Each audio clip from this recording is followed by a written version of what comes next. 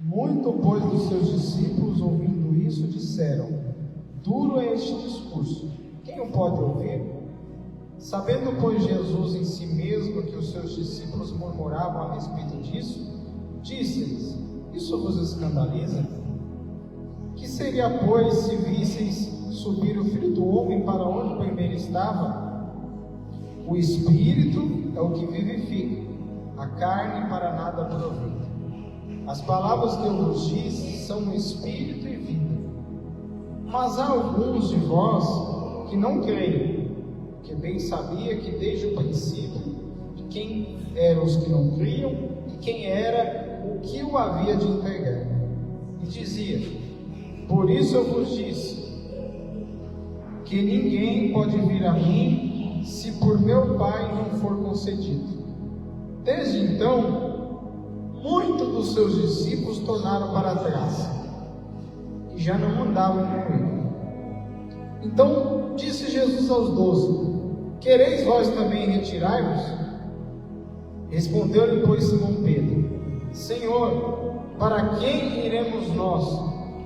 Tu tens a palavra de vida eterna, e nós temos crido e conhecido que tu és o Cristo, o Filho de Deus. Respondeu-lhe Jesus: não vos escolhi a vós os 12? E um de vós é o diabo. E isso dizia ele de Judas Iscariotes, filho de Simão, porque este o havia de entregar, sendo um dos 12. Amém? O irmão pode se assentar, fica com essa passagem aberta, para a gente aprender um pouco da palavra do Senhor. Nós estamos aqui no momento da palavra, em João capítulo 6, a qual a gente vai perceber um momento bem interessante. Eu quero frisar aqui com os irmãos o versículo 66, o versículo 60 e o 66, na verdade. Muito, pois, dos seus discípulos, ouvindo isso, disseram: duro é este discurso, quem o pode ouvir? Versículo 66 também eu quero frisar, que é os versículos-chave. Desde então, muitos dos seus discípulos tornaram para trás e já não andavam com ele. Por que eu fiz questão de repetir esses dois versículos? Porque é onde entra o questionamento, irmãos. Nós vemos aqui na ocasião que muitas pessoas, a Bíblia faz questão de dizer, irmãos, assim, que muitos discípulos, muitas pessoas começaram a sair fora da presença de Deus, longe de Jesus, depois do discurso que Jesus falou. Preste atenção. Eu vou repetir de novo o versículo 66. Desde então, muitos dos seus discípulos tornaram para trás e já não andavam com ele. Qual foi esse discurso, irmão Adriano? O discurso que Jesus falou assim, no mesmo João capítulo 6: seus pais comeram maná no deserto e morreram. Eu sou o pão da vida. Quem come de mim, esse tem vida eterna. E olha que interessante também, que é o versículo 35. 35 diz assim: e Jesus lhes disse: eu sou o pão da vida. Aquele que vem a mim não terá fome, e quem crê em mim nunca terá sede. É óbvio que Jesus ele está falando aqui da nossa vida espiritual. É óbvio que Jesus ele está falando aqui da nossa vida com Deus. Essas pessoas aqui, esses discípulos, essas pessoas, e é óbvio que Jesus não está falando apenas dos 12, mas de todos aqueles que estavam seguindo a Jesus. Havia sempre a grande multidão seguindo a Jesus.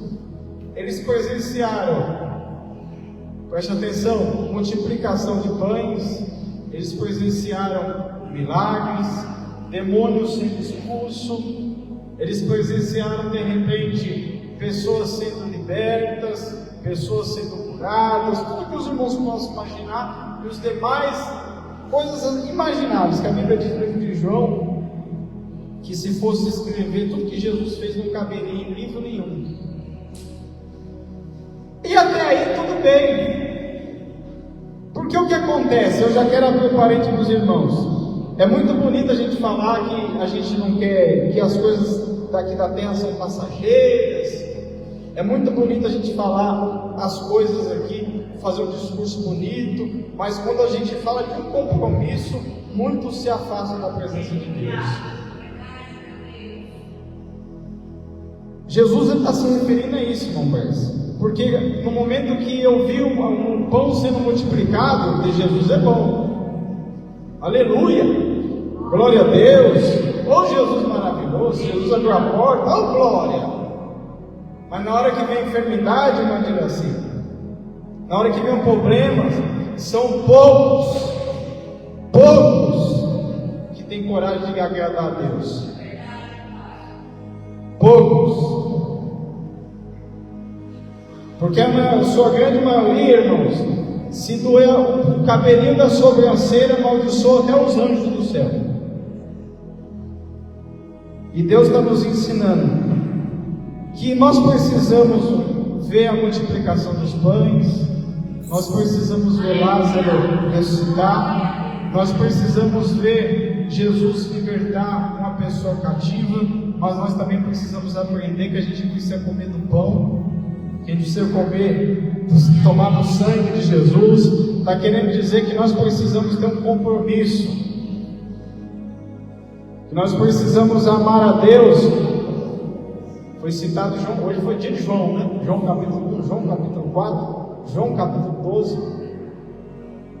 Que os verdadeiros adoradores adorarão o Pai em espírito e em verdade.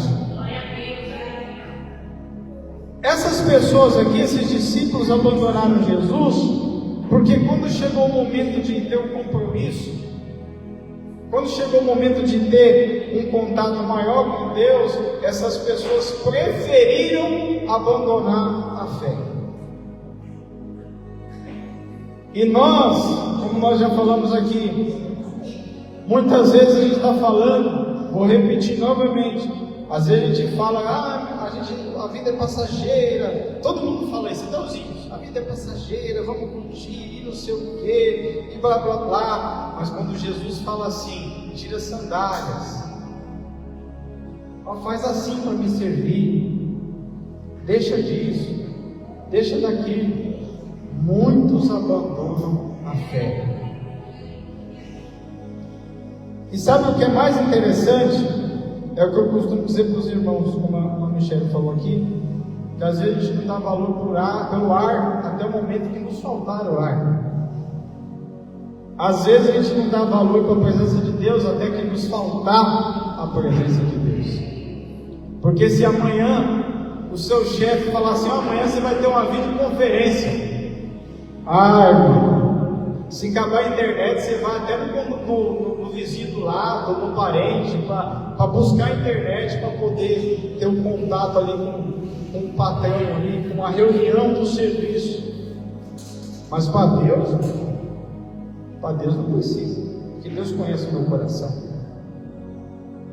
É duro falar isso, só que o que acontece é que nós não podemos viver, às vezes, sem esse compromisso, porque é esse compromisso que vai nos fortalecer. É esse compromisso que vai falar assim que eu verdadeiramente amo a Deus. É esse compromisso que quando chegar o dia mau, eu vou ter fé e esperança que eu vou passar pelo dia mau e vou vencer. Eu acompanhei, não tão de perto, né, assim, que a gente não tem um convívio assim tão de perto, mas em um momento eu vi a irmã Diraci murmurando. A irmã Diraci veio para o culto louvando. A irmã Diraci veio muitas vezes com um negocinho na cabeça, fazendo tratamento, e nunca murmurou. Irmão, está dando glória para o homem? Não, é louvável quando a gente vê algo que agrade a Deus, porque a Bíblia diz no livro de Jó que Satanás se apresentou para Deus e Deus falou: vixe, meu servo Jó, fiel, temente, se desvia do mal. Isso é testemunho para Deus, não é falácia, irmãos. Nós precisamos ter um compromisso com Deus. Nós queremos que o pão multiplique, mas nós precisamos comer do pão, nós precisamos beber o sangue de Jesus. Nós precisamos ter um compromisso sério com Ele. E isso, muitas vezes, nós estamos vivendo um momento em que os valores têm sido se invertidos. Tem se invertido demais. Isso em todos os âmbitos. Por volta de outubro, todos os irmãos ficaram sabendo disso. Aquele grupo terrorista chamado Hamas, ele entrou em Israel. Não dá para falar tudo aqui, mas ele fez maldade com criança, com mulher, matou mais de 1.500 civis. Aí hoje, Israel está errado. Israel é ruim. Israel não pode fazer isso. Quer dizer então, irmãos, que a gente vai ver Satanás fazendo arruaça na nossa casa, na nossa vida, e a gente vai ficar de braço cruzado. Aí vou trazer isso para o mundo espiritual, para a nossa vida. Às vezes na nossa casa está tudo destruído. A gente tem coragem de levantar um jejum, uma oração, mas celular a gente tem vontade.